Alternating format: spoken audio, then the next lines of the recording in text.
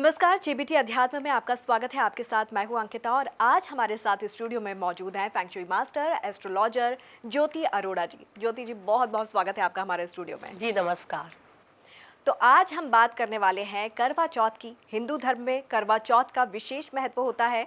करवा चौथ व्रत को बहुत कठिन माना गया है और इस दिन जो सुहागिन महिलाएं हैं वो निर्जला व्रत रखती हैं। करवा चौथ का व्रत रखने से पति की उम्र लंबी होती है और साथ ही साथ जीवन में खुशियां भी आती हैं। यदि वैवाहिक जीवन में तनाव या समस्याएं हों तो करवा चौथ का व्रत करने से वो भी दूर हो जाती हैं। करवा चौथ के दिन कुछ नियमों का पालन करना भी बेहद जरूरी होता है। यदि व्रत या पूजा में कोई गलती हो जाए तो इसका अशुभ असर भी वैवाहिक जीवन पर पड़ सकता है। ऐसे में ज्योति अरोड़ा जी से आज हम ये जान लेते हैं कि करवा चौथ के दिन कौन कौन सी बातों का ध्यान यहाँ पर रखना चाहिए। बिल्कुल। देखिए, हिंदू पंचांग के अनुसार कार्तिक मास के कृष्ण पक्ष की चतुर्थी तिथि को मनाए जाने वाले इस त्यौहार को, सुहागनों के इस त्यौहार को करवा चौथ कहा जाता है। इस बार 1 नवंबर को हम ये त्यौहार मना रहे हैं और इस खास दिन सुहागिन महिलाएं पति की लंबी आयु के लिए निर्जला व्रत रखने वाली हैं और चंद्रमा को अर्घ देकर ये व्रत खोलने वाली हैं।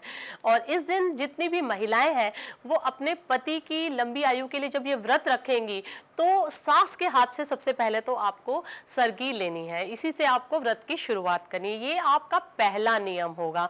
अगर आपकी सास नहीं है तो जिसे आप सास मानती हो, सास समान मानती हो, आप उनसे सरगी ले सकती हैं।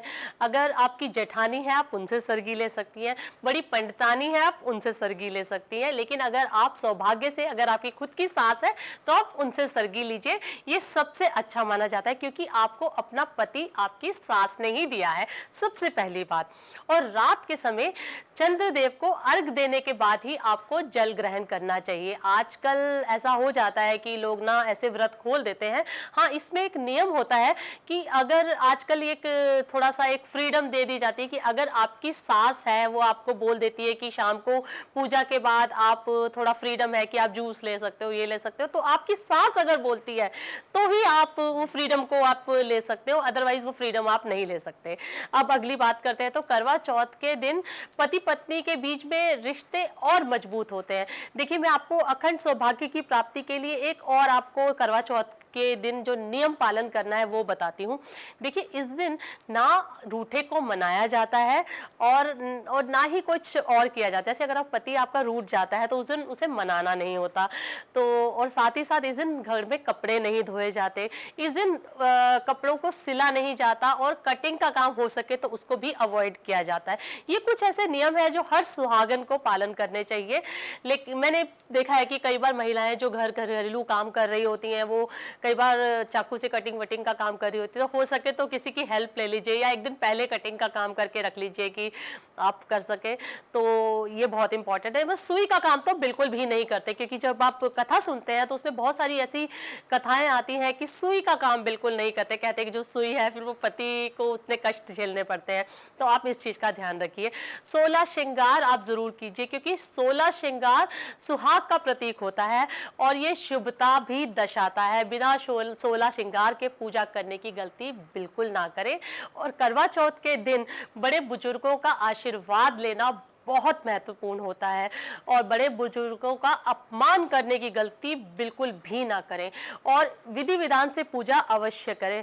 देखिए, अगर आप इन नियमों का पालन नहीं करते तो आपको फल नहीं मिलता। एक चीज़ मैं आपको और बताती हूँ, जब आप इसका पूजन करते हैं, जैसे सारी महिलाएं बैठती हैं और करवा एक दूसरे को बांटती हैं और उसके बाद पूजा से उठती हैं, तो सबसे पहले पंडित के या पंडितानी जो आपको कथा सुनाती हैं उनके चरण छूने चाहिए। उसके बाद जितने भी बुजुर्ग वहाँ बैठे हों, महिलाएं बैठी हों या पुरुष बैठे हों, उनके बुजुर्गों का आशीर्वाद लेना चाहिए। वो हमेशा आपको सदा सुहागन रहने का आशीर्वाद देंगे। आप झुकने में बिल्कुल परहेज मत कीजिएगा, आशीर्वाद जरूर लीजिएगा। तो इस दिन कुछ और भी मैं बताती हूँ आपको। इस दिन आपको कौन कौन से रंग पहनने चाहिए। आपको लाल रंग पहनना चाहिए, पीला रंग पहनना चाहिए, हरे रंग भी अच्छा है।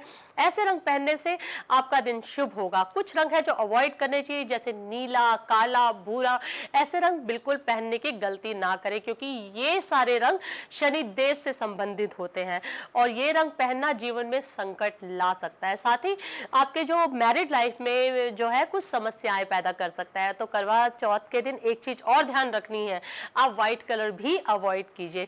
यदि आप कोई ऐसी साड़ी पहन रहे हैं जिसमें व्हाइट कलर है, तो उसका अगर बॉर्डर रेड है, जैसे बंगाली साड़ीज होती है या आजकल डिजाइनर्स कुछ साड़ीज बना रहे हैं जिसमें कि व्हाइट बॉर्डर है या कुछ ऐसा अटायर है, तो वो आप पहन सकते हैं। Otherwise plain white sari please आप अवॉइड कीजिए। तो आप इस चीज का ध्यान रखिएगा और श्रृंगार के सामान का दान बिल्कुल मत कीजिएगा, वो क्योंकि श्रृंगार आपका है, दान देना आपके लिए बिल्कुल सही नहीं है।